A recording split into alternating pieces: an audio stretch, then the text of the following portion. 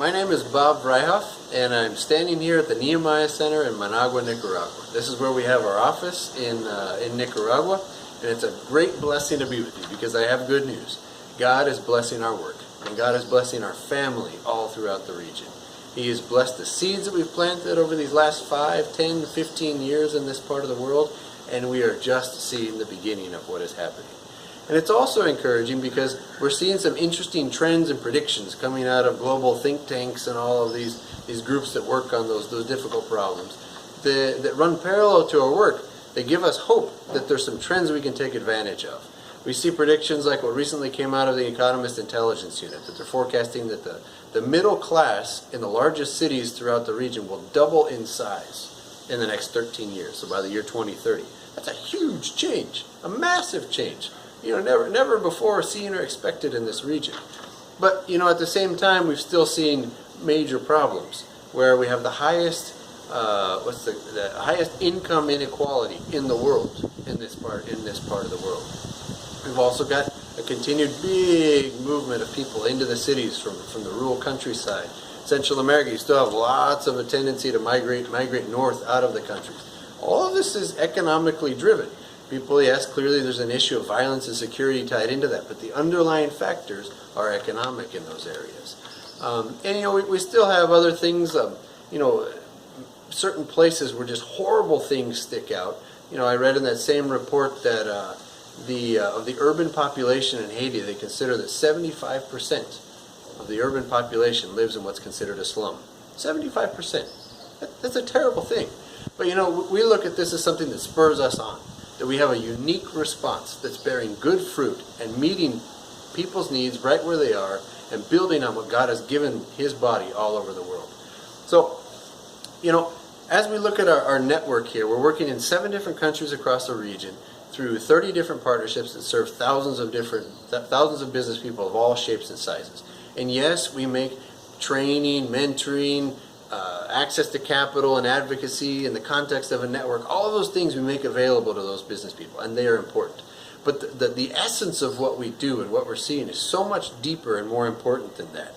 It's not about going and doing and creating this or doing that or saving someone. God truly made each person for a unique purpose, and He equipped them for that purpose, no matter where they live in the world. And what we're learning is it really just boils down to connecting people, to removing certain obstacles, and together building really innovative, really creative, and sometimes very audacious responses to the challenges that people face in these communities, to make sure that all parts of the body, when I say the body of Christ, have the opportunity to flourish. A great example of this is something that I had the opportunity to spend time with this last 2 weeks here in northwest Nicaragua. This team of business leaders, they've been working together for about the last 5 years. They're a group of business people of various sizes, some small, some medium. And the norm in their context is to not collaborate with their peers in the marketplace. At best, there might be cautious information sharing, but only when absolutely necessary. But when I sat around the table with these people last week, I saw something totally different.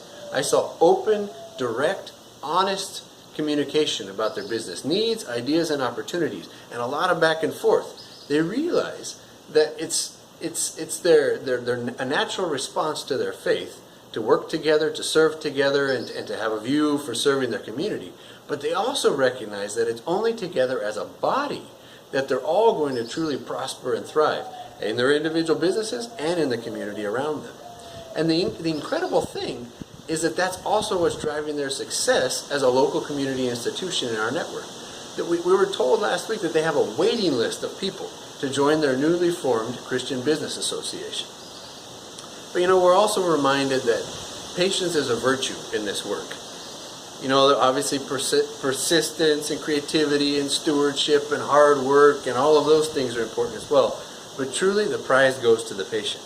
You really have to stick with it.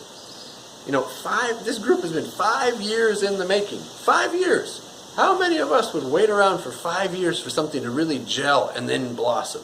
That's what's happened here. But man, has it paid off. And that's the case all over the region.